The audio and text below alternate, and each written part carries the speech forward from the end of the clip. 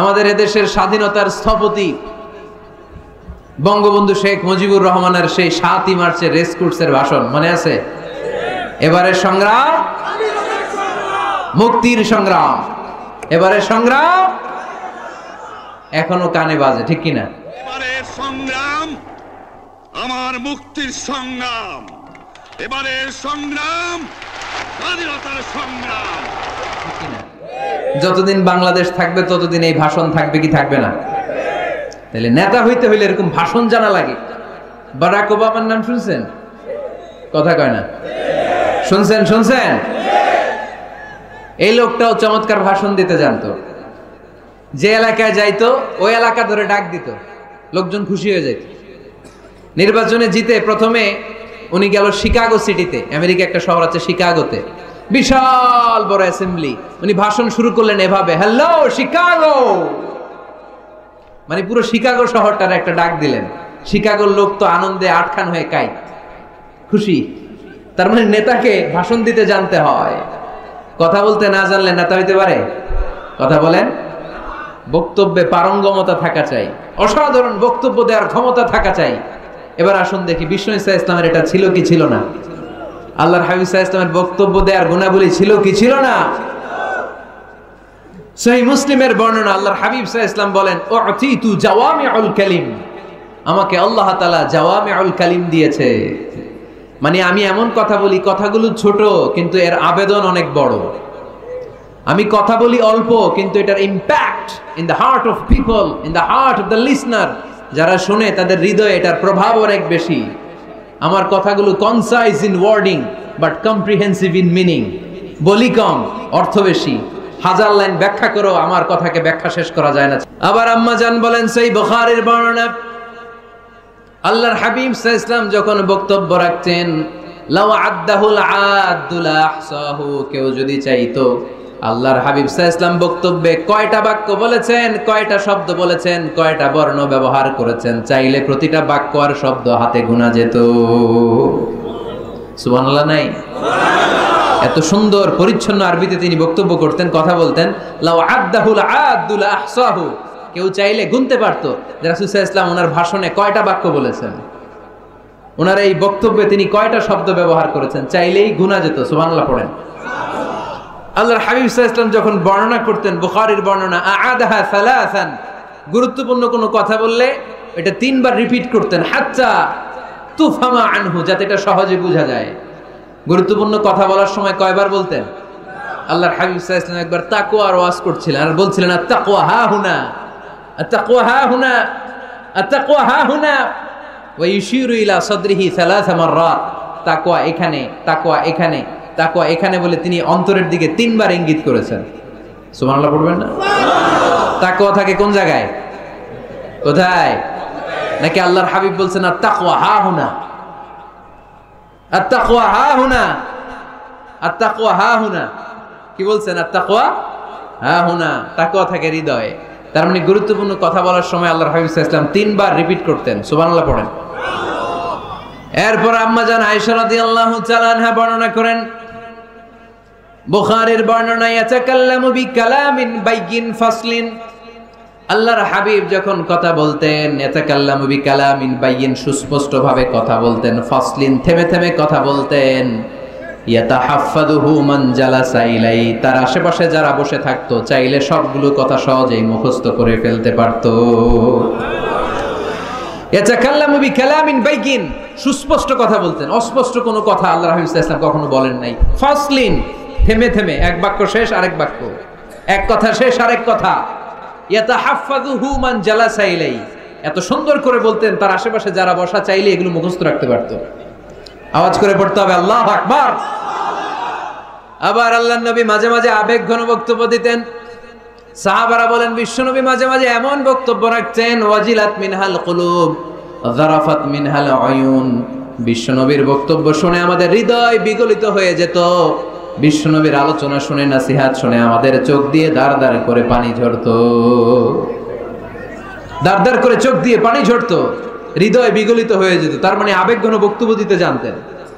আবার পাশাপাশি বিশ্বনবী মাঝে মাঝে জেহাদি বক্তব্য দিতেন, তেজস্বী বক্তব্য দিতেন।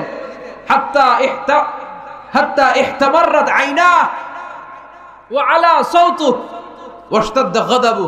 মাঝে মাঝে যখন জ্বালাময়ী তেজস্বী ভাষণ দিতেন চেহারাটা লাল হয়ে যেত, চোখগুলো লাল হয়ে যেত, বিশ্বনবীর কণ্ঠ উঁচু হয়ে যেত, রাগে তিনি গড়গড় করতে থাকতেন, মনে হচ্ছে তিনি সেনাবাহিনীর কমান্ডার। সুবহানাল্লাহ পড়েন।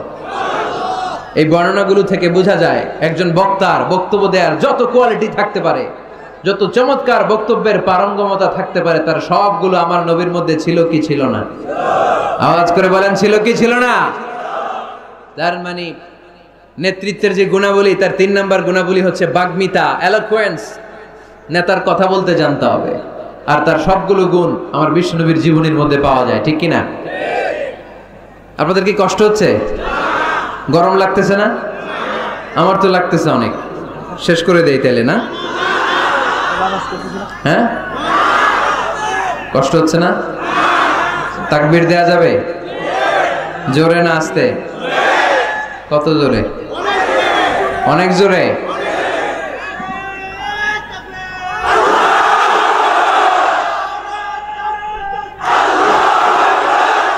The leader should be broad-minded. He shouldn't be the narrow-minded. নেতা হইতে হইলে বড় মনের হইতে হবে, কলিজাটা হইতে হবে এত বড়, পুরা দেহটাই হইতে হবে কলিজা। কথা কয় না? পুরো দেহটাই কলিজা, ঠিক কি না? নেতা যদি ন্যারো মাইন্ডেড হয়, এটা কি নেতা? নেতা হতে হবে broad minded. The leader should be accommodative mentalities. নেতার অ্যাকোমোডেট করার মেন্টালিটি হতে হবে, উনি সবার। যেমন আমাদের বাংলাদেশের গণপ্রজাতন্ত্রী বাংলাদেশের প্রধানমন্ত্রী, মাননীয় প্রধানমন্ত্রী শেখ হাসিনা, উনি কি শুধু আওয়ামী লীগের নেতা? কথা কয় না। শুধু বিএনপির নেতা? শুধু জামাত ইসলামের নেতা?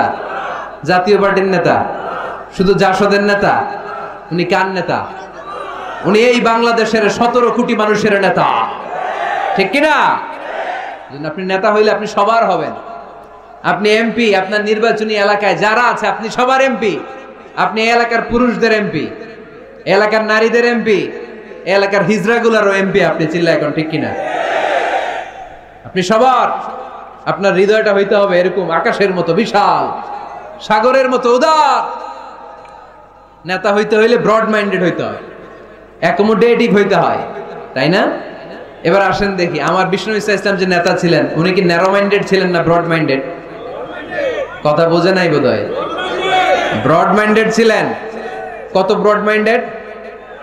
আল্লাহ রাসূল সাল্লাল্লাহু আলাইহি ওয়াসাল্লামের ব্যাপারে আল্লাহ পাক বললেন, ওমা আরসালনাকা ইল্লা রাহমাতাল লিল আলামিন, I have sent you as a mercy for the entire universe. নবী হে, আমি আপনাকে গোটা বিশ্বের সবার জন্য রহমত করে, বিশ্ববাসীর জন্য রহমত করে প্রেরণ করেছি। বুঝে শুনে উত্তর দিয়েন তো, আল্লাহ কি এখানে বলছেন ওমা আরসালনাকা ইল্লা রাহমাতাল লিল মুসলিমিন? বলছে রাহমাতাল লিল মুত্তাকিন, রাহমাতাল লিল মুসাল্লিন। কি বলছে? আল্লাহ বলেছেন ওমা আরসালনাকা ইল্লা রাহমাতাল লিল আলামিন। নবী হে, আমি আপনাকে গোটা বিশ্বের সবার জন্য রহমত করে দুনিয়ায় প্রেরণ করেছি। তিনি সবার জন্য রহমত, সবার জন্য। আল্লাহ রাসূল সাল্লাল্লাহু আলাইহি ওয়াসাল্লাম ছিলেন ব্রড মাইন্ডেড, সবার জন্য তিনি রহমত। মানুষের জন্য রহমত, জিন জাতির জন্য রহমত, ফেরেশতাদের জন্য রহমত, মৎস্যকুলের জন্য রহমত, পক্ষীকুলের জন্য রহমত, গোটা বিশ্বের সবার জন্য। আস্তিকদের জন্য যেমনি রহমত, নাস্তিকদের জন্য রহমত, ঠিক কিনা? আল্লাহর হাবিব সাল্লাল্লাহু আলাইহি ওয়াসাল্লাম একবার একটা লাশ দেখে দাঁড়িয়ে গেলেন। কি দেখে? লাশ দেখে দাঁড়ালেন। সাহাবারা বললেন, ইন্নাহু ইয়াহুদি। নবী, ইন্নাহু ইয়াহুদি, এটা ইহুদির লাশ, আপনি দাঁড়ালেন যে? আল্লাহর হাবিব সাল্লাল্লাহু আলাইহি ওয়াসাল্লাম বললেন, আওয়ালাইসাত নাফসান, এটা কি মানুষ না? হোক না ইহুদি, হোক না খ্রিস্টান, হোক না আস্তিক আর নাস্তিক, আমি তো মানুষ দেখে দাঁড়াইছি। সুবহানাল্লাহ কইবেন না? এজন্য সবাইরে আগে মানুষ মনে করবেন। আগে কি মনে করবেন? পরে দলাদলি কইরেন। আমরা দেখা মাত্র বলি কোন পীরের মুরিদ? দেখা মাত্র প্রথম প্রশ্ন কি? হ্যাঁ, কোন পীরের মুরিদ? কোন দল করেন? হ্যাঁ, ভারতপন্থী না পাকিস্তানপন্থী? আছে না নাই? এই যে দলাদলি, খালি পিস পিস করি, খালি ভাগাভাগি। যারা পিস পিস করে, আল্লাহ এদেরকে পিস পিস করে ফেলবে, ঠিক কিনা? বিশ্বনবী এসেছেন মিলানোর জন্য, মিলিয়ে দেওয়ার জন্য বিশ্বনবী ইসলামের আগমন ঘটেছে। আর আমরা খালি পিস পিস। আমরা আহলে হাদিস মসজিদ বানাই এক জায়গায়, এক এলাকায় আহলে হাদিস মসজিদ, আরেক এলাকায় হারাও বানাইছে হানাফি মসজিদ, আছে না নাই? আহলে হাদিস মসজিদে হানাফি মুসল্লি ঢুকতে পারবে না, হানাফি মসজিদে আবার আহলে হাদিসেরা ঢুকতে পারবে না। কোথায় চলে গেলাম আমরা? আমরা মানুষকে মানুষ হিসেবে কনসিডার করি না। সে মুসলমান, এটা তার বড় পরিচয়, এটা আমরা সামনে আনতে চাই না। আগে নিয়ে আসি হানাফি না আহলে হাদিস, আগে নিয়ে আসি বিএনপি না আওয়ামী লীগ। সে যে মানুষ, তার বড় পরিচয়। তারপর সে মুসলিম, সে আমার ভাই, এটা আমরা ভুলে গিয়েছি। আওয়াজ করে বলেন ঠিক কি না?